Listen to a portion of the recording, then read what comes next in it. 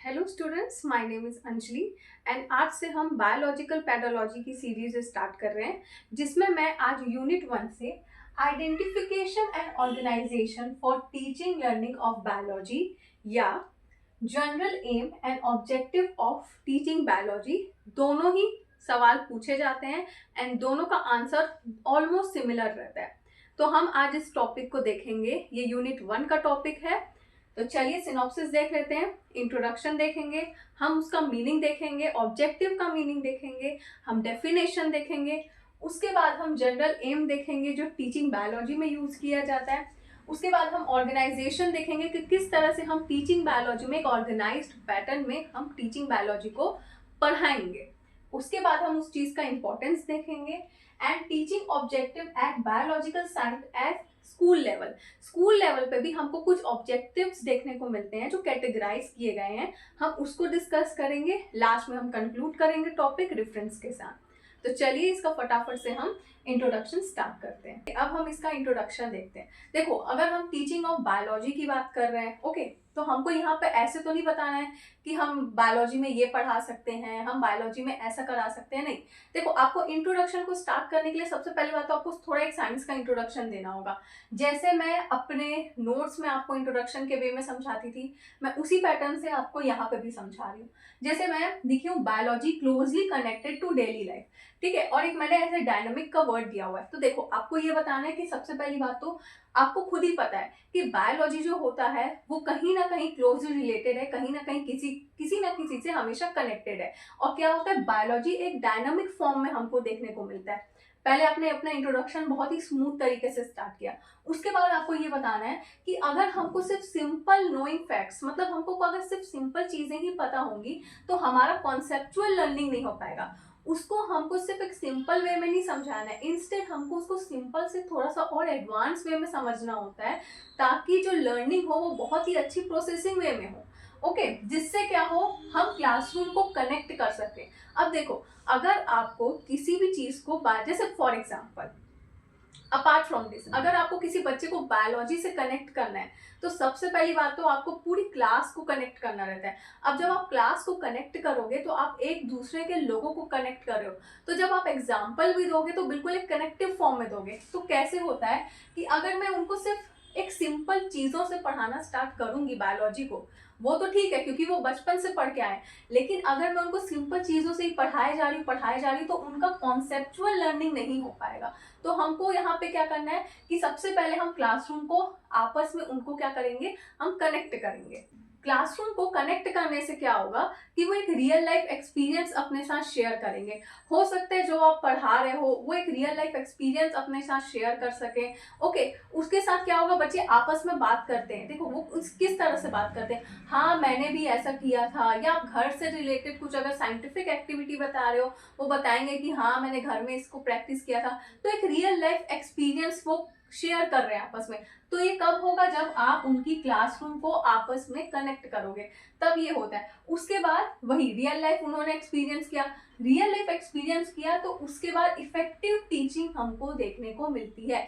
मतलब यहाँ पे हमको ओवरऑल धीरे धीरे कहीं ना कहीं इम्प्रूवमेंट देखने को मिल जाता है किसी भी बच्चे का, स्पेशली साइंस के मामले में। क्यों? क्योंकि उनका साइंटिफिक स्किल डेवलप होने लग जाता है। सिंपल सी बात है, अगर आप उनको रियल लाइफ एक्सपीरियंस बता रहे हो तो यहाँ पे उनका साइंटिफिक स्किल्स डेवलप होने लग जाएगा। मेन टारगेट तो हमारा यही रहता है कि बच्चे साइंटिफिक स्किल डेवलप कर सके, स्पेशली बायोलॉजी में। ओके, उसके बाद मैंने लिखा है identify, understand, relate with other. अब उसके बाद आपने क्या कर दिया, बच्चों को क्लासरूम से सबसे पहली बात तो सारे बच्चों को आपने कनेक्ट किया ताकि वो रियल लाइफ एक्सपीरियंस एक्सप्लोर कर सके। उसके बाद आप ये बताओगे कि जिसके कारण क्या होता है, इफेक्टिव टीचिंग होती है, हमको इंप्रूवमेंट देखने को मिलता है। इंप्रूवमेंट भी किसमें, लर्निंग में। जो हम स्टार्टिंग से हमेशा पढ़ते आ रहे हैं, हमको लर्निंग में बच्चों की इंप्रूवमेंट देखने को मिलता है, जिसके कारण वो साइंटिफिक स्किल डेवलप करते हैं। इतना आपने बता दिया। उसके बाद आप ये बताओगे कि एज अ टीचर मैं क्या करूंगी, as a teacher, as a teaching biology, मुझे सबसे पहले किसी भी चीज को आइडेंटिफाई करना रहेगा। किसी भी चीज को हमको ये सिखाना भी है बच्चों को कि बेटा आप जब कुछ भी करो सबसे पहले किसी भी चीज को आइडेंटिफाई करो, समझो, है ना, उसकी चीज को समझो कि ऐसा क्यों हो रहा है, कैसे हो रहा है, क्या हो रहा है, हम उसकी चीजों को समझेंगे। उसके बाद रिलेट विद ईच अदर, मतलब आपको उस चीज को फिर किसी ना किसी अदर के साथ आपको रिलेट करना है। अच्छा, ये जो रिलेट होता है ये किस प्रोसेसिंग में होता है, हमको सिखाया गया है। जैसे for example known to unknown, ये जो प्रोसेस होता है हमको इसको फॉलो करना है, ठीक है। या बोलना चाहिए सिंपल टू कॉम्प्लेक्स, हम ये वाला प्रोसेस फॉलो करते हैं, है ना। और कौन सा होता है, प्रीवियस नॉलेज को लेके हम कहाँ जाते हैं, उसके करंट नॉलेज पे जाते हैं, है ना। प्रीवियस नॉलेज पे उसके करंट नॉलेज पे दिया जाता है। तो नोन टू अननोन का हम एक सिस्टम फॉलो करते हैं, मतलब बच्चे को जो उसके पहले पता होता है या उसको कुछ चीजें जो पता होती है उसको रिलेट करके हम अननोन चीजें उसको क्या करते हैं, बताते हैं। दूसरी चीज, हम उसको सिंपल से कॉम्प्लेक्स में जाते हैं। जैसे कि मैंने आपको बताया कि अगर सिंपल नोइंग फैक्ट्स ही अगर मैं सिर्फ बच्चों को पढ़ाऊंगी तो यहाँ पे कॉन्सेप्चुअल लर्निंग नहीं हो पाएगी। इसीलिए मैं अब क्या करती हूँ, सिंपल चीजों से बताना स्टार्ट करती हूँ, लेकिन मैं उसको थोड़ा कॉम्प्लेक्स वे में बताती हूँ, कॉम्प्लेक्स चीजों की तरफ कोशिश करती हूँ। क्यों? क्योंकि उसका हमको डेवलपमेंट करना है, स्किल्स के डेवलपमेंट करना है, चाहे वो कोई भी स्किल्स का डेवलपमेंट करना। ओके, उसके बाद प्रीवियस नॉलेज को कनेक्ट करती हूँ उसके अभी के नॉलेज से, ताकि बच्चों को उनका डेवलपमेंट, जो उनके माइंड का, उनके पूरा ओवरऑल जो डेवलपमेंट हो वो बहुत ही अच्छे से साइंटिफिक वे में हो, एक कॉन्सेप्चुअल लर्निंग हमको देखने को मिलती है। तब जाके इतना सिस्टम फॉलो करने के बाद तब जाके हमको स्टूडेंट का कॉन्सेप्चुअल लर्निंग देखने को मिलता है। तो ये आप इंट्रोडक्शन में ऐसे इंट्रोड्यूस करोगे तो ये बहुत ही न्यू वे में आपने अपने आंसर्स को क्या करा है, प्रेजेंट किया है। और इससे ये पता चलता है कि ये चीज अगर आप लिख रहे हो स्पेशली, तो इससे ये पता चलेगा कि आपने स्कूल एक्सपीरियंस में भी यही सिस्टम्स को फॉलो करते हुए किया है, जो आपके आंसर्स को मोर एनहेंस करेगा। नेक्स्ट हम देखते हैं मीनिंग ऑफ ऑब्जेक्टिव। अब मीनिंग ऑफ ऑब्जेक्टिव में आपको ये नहीं बताना कि ऑब्जेक्टिव का मतलब क्या होता है, आपको ये बताना है कि टीचिंग बायोलॉजी में, है ना, या टीचिंग लर्निंग, जो भी बायोलॉजी है, जो भी हमारा टॉपिक है, उसमें हमारा ऑब्जेक्टिव का मतलब क्या होता है, इसका ये ऑब्जेक्टिव का मतलब क्या है। देखो ये क्या बोल रहा है, एजुकेशन ऑब्जेक्टिव, ठीक है। अब हमने ऑब्जेक्टिव को एजुकेशन ऑब्जेक्टिव बोला है, क्यों? क्योंकि मैं यहाँ एजुकेशन से रिलेटेड बात कर रही हूँ, मैं पढ़ाने का काम कर रही हूँ। तो जो भी एजुकेशन ऑब्जेक्टिव होता है ना, एक बहुत ही ज्यादा क्लियर ऑब्जेक्टिव होना चाहिए। क्लियर ऑब्जेक्टिव क्यों होना चाहिए? क्योंकि उसमें क्लैरिफिकेशन रहना चाहिए, क्लियरेंस रहना चाहिए, ठीक है। देखो क्लियरेंस रहेगा तभी तो हम किसी बच्चे को अच्छे से समझा पाएंगे, खुद भी समझ पाएंगे, खुद को भी समझ में आएगा कि आप क्या पढ़ रहे हो या क्या समझाना चाहते हो। तो क्या होता है कि जो ऑब्जेक्टिव होता है, जो एजुकेशन ऑब्जेक्टिव होता है, बहुत ही क्लियर ऑब्जेक्टिव होता है, बहुत ही ज्यादा क्लियर ऑब्जेक्टिव होता है। और साथ ही साथ इससे क्या होता है कि इससे जो क्लियर ऑब्जेक्टिव होने के कारण टीचर और स्टूडेंट जो आपस में जो उनका बोलना चाहिए क्लैरिफिकेशन के कारण जो उनका एक बॉन्ड बनता है वो बहुत ही ज्यादा अच्छा बनता है ड्यूरिंग टीचिंग लर्निंग टाइम, ठीक है। मैं फिर से बताती हूँ, एजुकेशनल ऑब्जेक्टिव, हमने यहाँ पे ऑब्जेक्टिव है, हम उसको क्या कर रहे हैं, एजुकेशन से रिलेट कर रहे हैं। एजुकेशनल ऑब्जेक्टिव जो होता है बहुत ही ज्यादा क्लियर ऑब्जेक्टिव होता है, एक क्लैरिफिकेशन प्रोसेस होता है, एक बहुत ही ज्यादा क्लैरिफाइड प्रोसेस होता है, जो क्या करता है, टीचर और स्टूडेंट को आपस में कनेक्ट करता है। अब आपस में कनेक्ट करते हैं तो इससे क्या होता है, टीचिंग लर्निंग जो होती है वो सबसे ज्यादा अच्छी होती है। सिंपल सी बात है, अगर क्लास में मैं स्टूडेंट्स के साथ बहुत ही बेटर वे में कनेक्ट हो रही हूँ ड्यूरिंग टीचिंग लर्निंग प्रोसेस के टाइम में, तो वहां पे क्या होगा, मुझे एक इफेक्टिव लर्निंग देखने को मिलती है। अब उसके बाद क्या बोलता है, साथ ही साथ अब यही एजुकेशनल ऑब्जेक्टिव जो होती है, help to decide what to teach, how to teach and when to teach. अब देखो एजुकेशनल ऑब्जेक्टिव का ये काम रहता है कि उससे एज अ टीचर मुझे ये पता चलेगा कि मुझे कौन सी चीजों को कब पढ़ाना है, ठीक है। ये तो मुझे भी पता है, चलो कौन सी चीजों को कब पढ़ाना है, कैसे पढ़ाना है। लेकिन when to teach, when to teach का मतलब क्या होता है कि देखो मुझे हर चीज के बारे में पता है, लेकिन मुझे यही नहीं पता कि किस चीज को कैसे पढ़ाना है या मुझे कब पढ़ाना है। हर कॉन्सेप्ट को मैं बच्चों को नहीं पढ़ा सकती, हर एग्जाम्पल को मैं बच्चों को नहीं दे सकती। इसमें क्या होगा कि बच्चे खुद में कंफ्यूज हो जाएंगे, एंड हमको बच्चों को बिल्कुल कंफ्यूजन क्रिएट करना ही नहीं है। इसीलिए ये तीन चीज सबसे ज्यादा इंपॉर्टेंट है जो ऑब्जेक्टिव फॉलो करती है, इसी का मतलब होता है ये। चलिए डेफिनेशन देख लेते हैं। ये देखो देखिए, सॉरी लास्ट में ये भी लिखा है फॉर टीचिंग आउटकम, ये तो आपको पता है। अगर मेरी पूरी इफेक्टिव टीचिंग होगी तो मेरा टीचिंग आउटकम भी क्या होगा, बहुत ही ज्यादा इफेक्टिव देखने को मिलेगा। चलिए अब डेफिनेशन देख लेते हैं। According to BS Bloom, educational objective are not only goals, okay, educational objective जो है वो ये नहीं टारगेट करता है कि हमको सिर्फ गोल को ही अचीव करना है, वो क्या करता है, शेप करता है करिकुलम को, ओके, गाइड करता है। गाइड कैसे करता है, मैंने अभी आपको बताया, वो क्या बताता है, what to teach, how to teach and when to teach. इसलिए वो क्या करता है, गाइड करता है एंड प्रोवाइड करता है detailed specification of the evolution technique. मतलब एक डिटेल्ड स्पेसिफिकेशन देखने को मिलेगा, मेरे को मिलेगा। उससे क्या होगा, अगर कोई भी टेक्निक मैं यूज करती हूँ अपने टीचिंग लर्निंग प्रोसेस के टाइम में, कोई भी टेक्निक, तो वो क्या होगा, एक बेटर वे में होगा। इवोल्यूशन का मतलब होता है मुझे एक बेटर चीज देखने को मिलेगी, न्यू चीज देखने को मिलेगी, खुद में नहीं, स्टूडेंट्स के अंदर एक न्यू वेरिएशन हमको स्टूडेंट के अंदर देखने को मिलता है। तो ये यहाँ था डेफिनेशन। ये बहुत ही सिंपल सा डेफिनेशन है, आप इसको अपने ओन वर्ड्स में भी लिख सकते हैं, लेकिन ये चीज चेंज नहीं होनी चाहिए, इस चीज का थोड़ा ध्यान रखना। एंड इसका एक ही डेफिनेशन है अभी तक, तो ये चीज चेंज नहीं होनी चाहिए। चलिए अब हम देखेंगे general aim of teaching biology. तो हमको क्या क्या जनरल एम, मतलब क्या क्या चीजें हमको ध्यान रखनी होती है जब भी हम अगर किसी भी बच्चों को बायोलॉजी से रिलेटेड अगर कुछ भी पढ़ा रहे होते हैं। तो सबसे पहला पॉइंट है to develop a scientific attitude.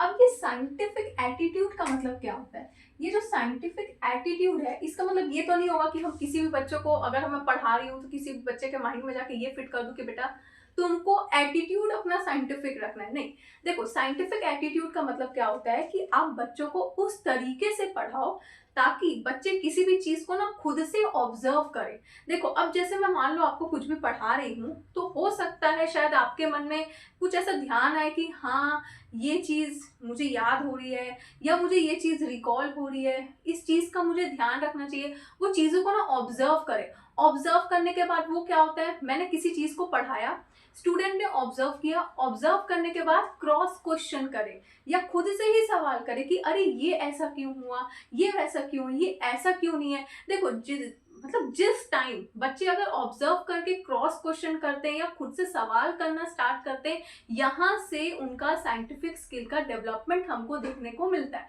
ये सबसे ज्यादा इंपॉर्टेंट होता है। तो सबसे पहले आपने क्या किया, हम क्या करेंगे, हम इस तरीके से बच्चों को पढ़ाएंगे कि वो क्या करे, किसी भी चीज को ऑब्जर्व करे, ऑब्जर्व करने के बाद क्वेश्चन पूछे, और क्वेश्चन पूछने के बाद क्या होगा कि अगर वो उस चीज को ना किसी से रिलेट करे। अब देखो हम ये नहीं बोल सकते कि कोई भी बच्चा जो है वो ब्लाइंडली किसी भी चीज पे क्या करे, भरोसा कर सके, ये तो फिर एक धोखा वाला काम हो जाएगा। हमको ऐसे नहीं पढ़ाना है, हमको बच्चों को ऐसे पढ़ाना है कि अगर मैं मान लो कुछ पढ़ा रही हूँ तो बच्चे उस चीज को सबसे पहले ऑब्जर्व करे, क्वेश्चन पूछे, उसको रिलेट करे किसी के साथ, अपने फ्रेंड्स के साथ डिस्कस करे, कम्युनिकेट करे, ओके, एंड उसके बाद उस चीज का वो क्या करे, कंक्लूजन निकाले। इससे क्या होगा, बच्चे का साइंटिफिक एटीट्यूड बहुत ही अच्छे से डेवलप होता है। अब बच्चे का हमको सबसे पहले एक चीज ध्यान रखना है कि टीचिंग बायोलॉजी में अगर मैं बच्चों को पढ़ा रही हूँ बायोलॉजी, तो सबसे मेरा पहला एम जो होगा वो होगा कि बच्चों का साइंटिफिक एटीट्यूड डेवलप करना,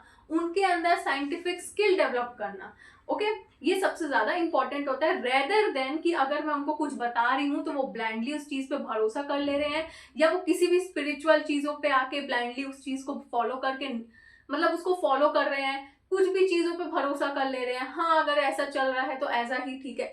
ये सब उनके माइंड में, ये उनका एटीट्यूड, ये बॉडी लैंग्वेज उनका बिल्कुल रहना ही नहीं चाहिए। अगर मैंने उनको कुछ पढ़ाया है तो उनको एक अलग ही टाइप का साइंटिफिक एटीट्यूड खुद में डेवलप करना चाहिए, तो जो कि सबसे ज्यादा इंपॉर्टेंट होता है। आप इस पॉइंट को इस तरीके से ही एक्सप्लेन करोगे, बिल्कुल कनेक्शन करके रखना है, बिल्कुल अपने आंसर को अट्रैक्टिव फॉर्म में लिखना है। नेक्स्ट हम देखते हैं to develop observation and experimental skill. इसका मतलब क्या होता है, देखो कि मैंने क्या बोला कि to develop observation and experimental skill की बात चल रही है। अब इसको हम कैसे करेंगे, इसको हम इस तरीके से करते हैं कि अब आपने जैसे हम अब इस चीज को ना, हमको सबसे पहली बात तो प्रैक्टिकल चीजों से रिलेट करना रहेगा। देखो आप जब बच्चे को कुछ भी बताओ, जैसे आपने क्लास में प्लांट्स के बारे में बताया, ठीक है, प्लांट्स से आप धीरे धीरे उसको फोटोसिंथेसिस के बारे में बताया, उसके बाद आपने उनको क्लोरोफिल से कनेक्ट किया, तो यहाँ पे बच्चा स्टेप बाय स्टेप चीजों को क्या कर रहा है, ऑब्जर्व कर रहा है। प्लांट्स, फिर लीफ, चलो लीफ के बारे में बताया, फिर लीफ को आपने थोड़ा सा क्लोरोफिल में कन्वर्ट किया। अब देखो बुक में आजकल बहुत सारे अलग अलग पिक्चर्स दिए रहते हैं, तो बच्चे धीरे धीरे ऑब्जर्व करके समझते हैं कि अच्छा ये ओवरऑल प्लांट्स है, इस पर्टिकुलर पार्ट पे लीफ रहता है एंड इस लीफ के अंदर हमको क्लोरोफिल देखने को मिलता है एंड ऑल अदर चीजें देखने को मिलती है। प्लस अब इस चीज को मैंने थोड़ा सा फोटोसिंथेसिस से भी कन्वर्ट कर दिया। तो बच्चा धीरे धीरे क्या कर रहा है, चीजों को देख के, मतलब बुक में देख के ऑब्जर्व करके क्या कर रहा है, पढ़ाई कर रहा है। ये चीज सबसे पहला हमको समझ में आ गया। दूसरी है एंड एक्सपेरिमेंटल स्किल्स। अब एक्सपेरिमेंटल स्किल्स का मतलब क्या होता है, एक्सपेरिमेंट स्किल्स का मतलब क्या होता है कि हम यहाँ पे बच्चों को लैब लेके जाते हैं। जब हम लैब लेके जाते हैं, छोटे बच्चों की बात कर रही हूँ, जैसे जो 9-10 के बच्चे होते हैं, जब हम उनको लैब लेके जाते हैं तो हम सबसे पहले उनको स्पेसिमेंस दिखाते हैं। हमारे लैब में अगर कुछ स्पेसिमेंस रखे रहते हैं हम उनको दिखाते हैं। चलो नॉट एन स्पेसिफिक, अगर कोई ड्राई लीफ भी रखी हुई है, कोई पुरानी ड्राई लीफ रखी है तो हम उसको दिखाते हैं, बेटा ये इस टाइप की ड्राई लीफ होती है एंड आप इसके वेन्स को देख सकते हो, इस लीफ की डिफरेंट वेन है पर इस लीफ की डिफरेंट वेन्स है। हम बच्चों को ऐसे समझा सकते हैं। ओके, हम और भी तरीके से बताते हैं। चलो आपके पास आपके एनिमल स्पेसिफिन अगर रखे हुए हैं, इफ अगर रखे रहते हैं तो हम उसको स्पेसिमेंट्स बताते हैं कि बेटा ये देखो ये एनिमल है, ये एनिमल है। जैसे हम अर्थवॉर्म का तो बता ही सकते हैं। ओके, हम बच्चों को माइक्रोस्कोप दिखाते हैं कि बेटा देखो ये माइक्रोस्कोप है, इसको इस तरीके से यूज किया जाता है। हम उसको डिफरेंट बच्चों को क्या करते हैं, स्किल्स, डिफरेंट प्रैक्टिकल स्किल्स क्या करते हैं, उनके अंदर डेवलप करवाने की कोशिश करते हैं। लेकिन कब कोशिश करते हैं, जब हम उनको प्रैक्टिकली चीजों को दिखा के, उसको यूज करवा के, स्टूडेंट को क्या करते हैं, एनालाइज करवाते हैं, उनको खुद से यूज करवाते हैं, उनको थोड़ा सा एक इंजॉयमेंट वे में क्या करते हैं, ढाल देते हैं। उससे क्या होता है, बच्चे ऑब्जर्व भी करते हैं और साथ ही साथ एक्सपेरिमेंटल स्किल्स भी क्या करते हैं, डेवलप करते हैं। तो इसका मतलब यही होता है। नेक्स्ट है to develop a learner a power of expectation. Power of expectation में हमको क्या करना रहता है, बच्चों को उनके नॉलेज से हमको क्या करना रहता है, रिलेट करना होता है।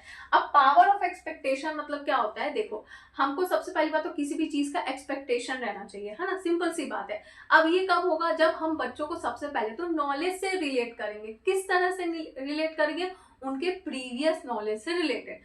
फॉर एग्जाम्पल देखो, मैं आपको एग्जाम्पल ना बहुत इसलिए जानबूझ के बता रही हूँ ताकि आप उसमें थोड़ा सा इंक्लूड कर सकते हो, ठीक है। तो अगर मान लो कल को कोई पढ़ भी रहा होगा तो उसको समझ में आएगा कि यस ये क्या बोलना चाह रहा है। देखो अगर फॉर एग्जांपल मैंने बच्चों को बताया प्लांट्स के बारे में एंड मैं उनको आज थोड़ा सा एडवांस लेवल पे बता रही हूँ, फॉर एग्जांपल मैं उससे न्यूट्रिशन से रिलेटेड बता रही हूँ, तो एक चीज आपको ध्यान रखना है कि आप सबसे पहली बात तो छोटे बच्चे जो होते हैं अपने प्रीवियस नॉलेज में उन्होंने ये गेन करके आया कि प्लांट्स होता है, स्टेम होता है, अलग अलग यहाँ पे लीव्स पाई जाती हैं, कुछ इस तरह की लीव्स होती हैं, कुछ ऐसे लीव्स होते हैं, यहाँ पे फ्रूट्स रहते हैं उसके नीचे, ये सब बच्चों को पता होता है, ये जनरल चीज पता है। उसके फर्दर उन्होंने क्या देखा होगा, क्लोरोफिल प्रेजेंट रहता है, लीफ की अलग अलग डिफरेंट टाइप की वेन्स होती है, फोटोसिंथेसिस होता है, ये भी बच्चों को पता होता है। अब मैं उसके न्यूट्रिशन के बारे में बता रही हूँ, जो बेसिकली हमको अंदर की चीजों को देखने को मिलता है, प्लांट्स की चीजों को। अब मैंने उसको क्या कर दिया, थोड़ा सा बच्चों को प्रीवियस नॉलेज को लेके मैंने उनको क्या कर दिया, धीरे धीरे आगे किया। आगे कहाँ गई, न्यूट्रिशन के वे में गई। अब देखो यहाँ पे मैंने बच्चों को पूरा पढ़ा दिया, मैंने क्या कर दिया, नॉलेज से कनेक्ट किया। मेरा सबसे पहला main target power of expectation में क्या होता है, प्रीवियस नॉलेज से, पहली बात तो ये नॉलेज से कनेक्ट करना, नॉलेज के बाद प्रीवियस नॉलेज को लेके मुझे उसके करंट के नॉलेज को फ्लो में लेके जाना, ठीक है। बच्चा समझ गया। अब वर्ड आता है एक्सपेक्टेशन। अब एक्सपेक्टेशन कैसे करेगा वो, मान लो बच्चे ने पढ़ा एंड उस चीज को उसने कहीं बाहर ऑब्जर्व किया तो उसने देखा कि यहाँ पे पेड़ का जो नीचे का जो हम बोलना चाहिए सॉइल है वो सूखा हुआ है। हम जनरली अपने घर में भी देखते हैं, हमारा पेड़ तो अच्छा दिखता है ना, या कोई भी पौधा जो रहता है वो दिखता अच्छा है, लेकिन जो उसकी सॉइल रहती है वो सूखी रहती है। तो बच्चे ने यहाँ पे देखा, मैंने भी एनालाइज किया, ठीक है, यहाँ पे मैंने देखा कि कुछ कमी है। किसकी कमी है, वाटर की कमी है। तो बच्चा क्या करेगा, तुरंत जाएगा और उस पर पानी डाल देगा। तो ये इसने कहीं देखा या उसकी मैडम ने बताया कि हाँ बेटा प्लांट्स को वाटर की रिक्वायरमेंट होती है, उसकी वो न्यूट्रिशन के वे में रिक्वायरमेंट होती है, जो रूट्स उसको सक कर लेते हैं, पकड़ के रखते हैं, ठीक है। ये सब जो भी चीज़ें मतलब टीचर ने बताई होंगी, ठीक है, जस्ट फॉर एग्जाम्पल मैं आपको दे रही हूँ, जो भी टीचर ने उसको बताया होगा उसको कहीं ना कहीं याद हुआ, उसने रिकॉल किया, है ना, उसको एक्सपेक्ट हुआ करी हाँ यहाँ पे किसी चीज की कमी है, वो किस चीज की कमी है, वाटर की कमी है।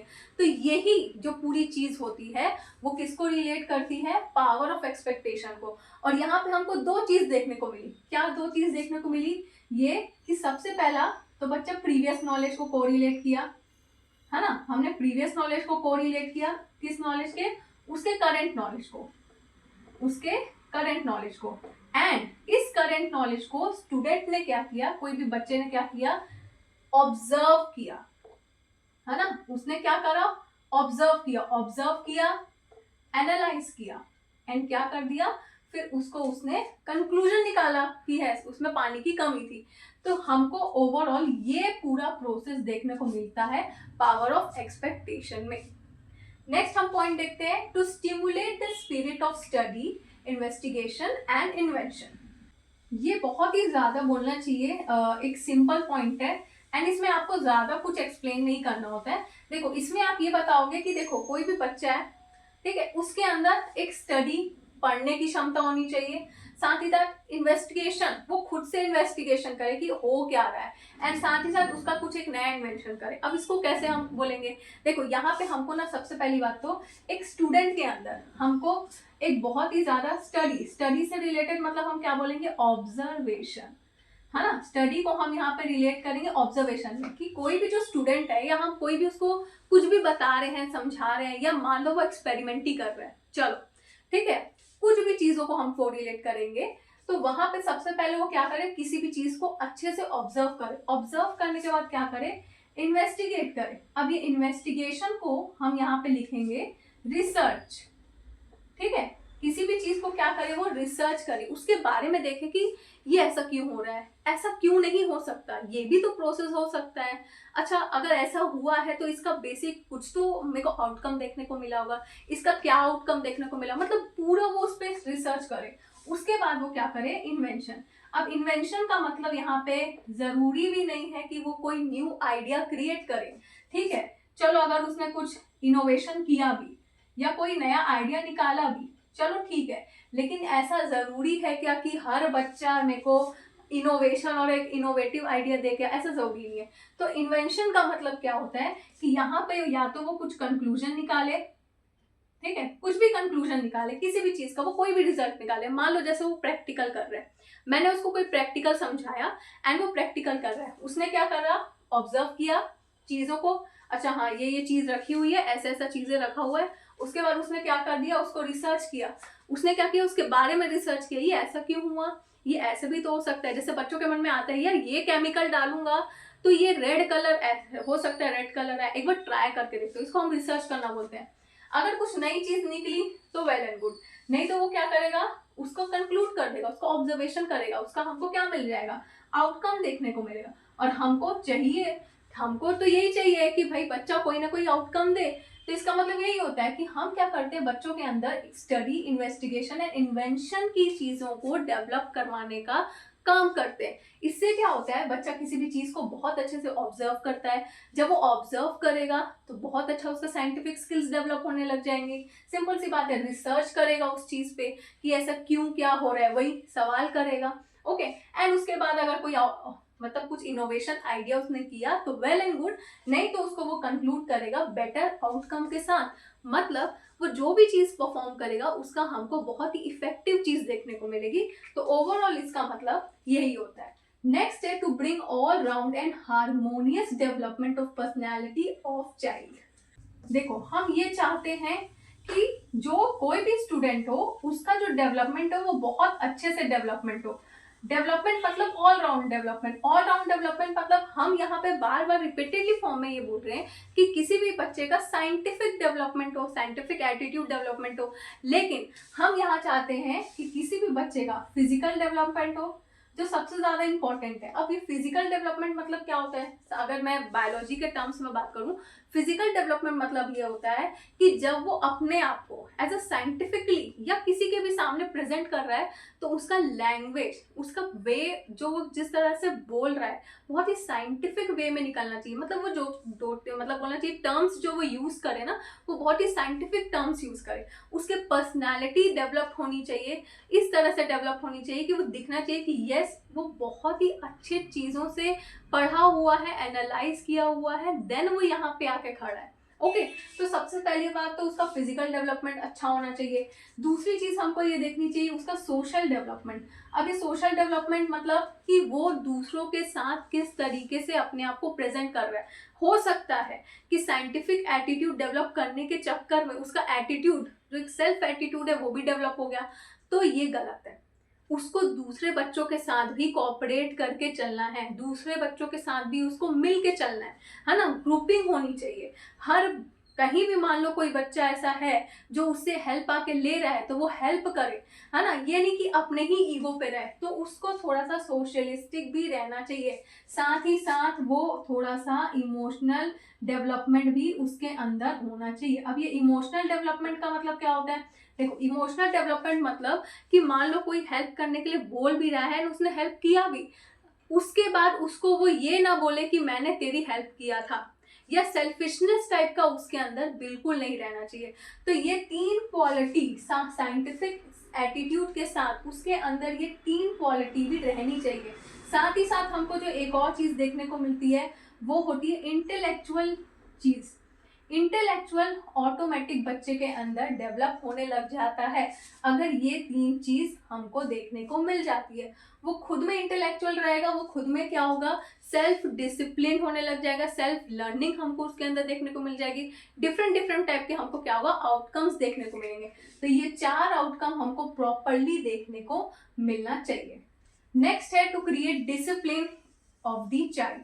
देखो इसका मतलब तो यही है कि मैं चाहूंगी कि अगर मैं ये सारी चीजें अगर बच्चा कर रहा है तो मुझे उसका आउटकम बहुत अच्छा देखने को मिले, एंड वो ये है कि बच्चा खुद में सेल्फ डिसिप्लिन्ड रहे, है ना, किसी से भी कुछ भी फालतू तू तड़ाक करके बात नहीं कर रहा है, बहुत ही अच्छे से पोलाइट नेचर है उसका, टीचर की वो रिस्पेक्ट कर रहा है, दूसरों की भी रिस्पेक्ट कर रहा है, सबकी रिस्पेक्ट कर रहा है, साथ ही साथ सेल्फ रिस्पेक्ट का भी ध्यान रख रहा है ना, हर चीज बहुत ही एक रिप्रेजेंटेटिव फॉर्म में कर रहा है, डिसिप्लिन फॉर्म में कर रहा है, हर चीज उसने एकदम परफेक्शन के साथ किया है। तो इसी को हम बोला जाता है to create discipline in the mind of the child. उसके माइंड में अगर हम डिसिप्लिन कर देते हैं तो वो बहुत ही सिस्टमैटिक से क्या करते हैं, अपना वर्क करता है। तो basically general aim of teaching biology यही पॉइंट्स हैं जो सबसे ज्यादा इंपॉर्टेंट है, एंड आपको इसको थोड़ा सा बहुत ही अच्छे से एग्जांपल्स के साथ एक्सप्लेन करना होगा, क्योंकि ओवरऑल इस पूरे आंसर्स में आपको मेन जो फोकस करना है वो इसी पे फोकस करना है। नेक्स्ट अब हम देखेंगे ऑर्गेनाइजेशन ऑफ टीचिंग बायोलॉजी। अब ऑर्गेनाइजेशन ऑफ टीचिंग बायोलॉजी मतलब मैंने इसको ये बताया कि हमको किस ऑर्गेनाइज्ड वे में बच्चों को बायोलॉजी को समझाना चाहिए। आप कोई भी लेवल के बच्चों को समझाए, सबसे पहला इंपॉर्टेंट है नोन टू अननोन। अब नोन टू अननोन आपको पता ही होगा कि जो चीज बच्चों को पता है उसको हम क्या करते हैं, को रिलेट करके अननोन चीजों पे क्या करते हैं, उनको ट्रांसफर करवाते हैं, लेके जाते हैं, धीरे धीरे उनका माइंड कहाँ जाता है, अननोन चीजों पे जाते हैं, फिर हम धीरे धीरे उनको क्या करते हैं, आगे एडवांस लेवल पे पढ़ाते हैं। तो इसका आप एक थोड़ा सा एग्जाम्पल भी दे सकते हो, जैसे फॉर एग्जाम्पल मैंने बच्चे को प्लांट्स के बारे में बताया, फिर मैंने उसको क्या कर दिया, उसको डिफरेंट पार्ट्स के बारे में बताया, पार्ट्स के बारे में फिर मैंने उसको लीफ के बारे में बताया, लीफ की मैंने वेन्स के बारे में बताई, फिर उसके और अंदर गई तो मैंने उसको क्लोरोफिल के बारे में बताया, फिर धीरे धीरे मैंने उसको ओवरऑल फोटोसिंथेसिस से भी कोरिलेट कर दिया। तो ये क्या कर रही हूँ, मैं बच्चों को नोन टू अननोन के वे में जा रही हूँ। नेक्स्ट है सिंपल टू कॉम्प्लेक्स। अब ये सिंपल टू कॉम्प्लेक्स का मतलब क्या होता है? सिंपल टू कॉम्प्लेक्स मतलब कि मैं इजी तरीके से बच्चों को पढ़ा रही हूँ। देखो नोन टू अननोन तो समझ में आ गया, लेकिन मैंने थोड़ा सा इजी तरीके से यूज किया, इजी वे में बताया, कुछ चीजों को उनको इजीली समझ में आ गया। धीरे धीरे धीरे धीरे मैंने क्या कर दिया, उनका लेवल बढ़ाया, थोड़ा सा कॉम्प्लेक्स चीजों को किया, थोड़ा सा उनको कॉम्प्लेक्स चीजों के बारे में बताया, ठीक है। तो यहाँ पे बच्चे क्या करते हैं, थोड़ा सा कंफ्यूजन क्रिएट हो जाता है कि अरे मेरे को नहीं समझ में आ रहा है, ऐसे टाइप की हरकत करने लग जाते हैं, ठीक है। तो हमको क्या करना है, धीरे धीरे सिंपल टू कॉम्प्लेक्स बहुत ही सिस्टमैटिक एक लेवल पे जाना होता है, ताकि बच्चे को समझ में आए कि ओके मैम एक्चुअल में पढ़ा क्या रही है या एक्चुअल में कॉन्सेप्ट बोल क्या रहा है। नेक्स्ट है concrete to abstract. Concrete to abstract का मतलब क्या होता है कि यहाँ पे जो बच्चा ऑब्जर्व किया रहता है, देखो इसका मतलब क्या होता है, जो भी बच्चा ऑब्जर्व किया रहता है, देखा रहता है अपनी आंखों से, जैसे फॉर एग्जाम्पल लीफ, लीफ कोई भी बच्चा देख सकता है, ठीक है, उसने लीफ देखा, उसको हम ले जाते हैं जो वो चीजों को ऑब्जर्व नहीं कर सकता है।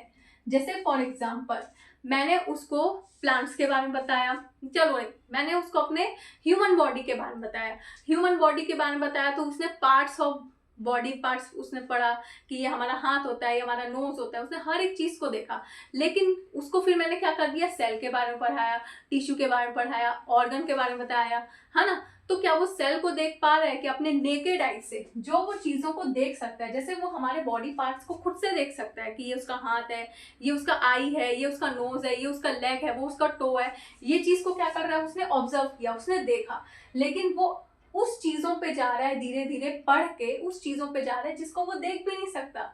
जैसे सेल हो गया, टिश्यू हो गया, जो वो उसको देख नहीं सकता है, इजीली अपने नेकेड आई से नहीं देख सकता है। हमारे बॉडी के अंदर और भी जो प्रोसेसिंग हो रहे होंगे, डाइजेस्टिव प्रोसेस हो रहा होगा, है ना, उनको धीरे धीरे जो भी हम एडवांस लेवल पे जितना लेके जाएंगे वो क्या करता है, वो उस चीज को देख नहीं पाता है। तो इसी को बोला जाता है कॉन्क्रीट टू एब्स्ट्रैक्ट। एंड ये 3 ऑर्गेनाइजेशन है टीचिंग बायोलॉजी के जो एक्चुअल में फॉलो होता है। जब हम किसी बच्चों को नोन से अननोन प्रोसेस में ले जाते हैं, वहां पे हम सिंपल से कॉम्प्लेक्स प्रोसेस को फॉलो करते हैं। साथ ही साथ हम बच्चों को ऑब्जर्वेशन चीजों से कोरिलेट करके अनऑब्जर्व चीजों पे ले जाते हैं जो बच्चा कभी जिंदगी में देख भी नहीं सकता है।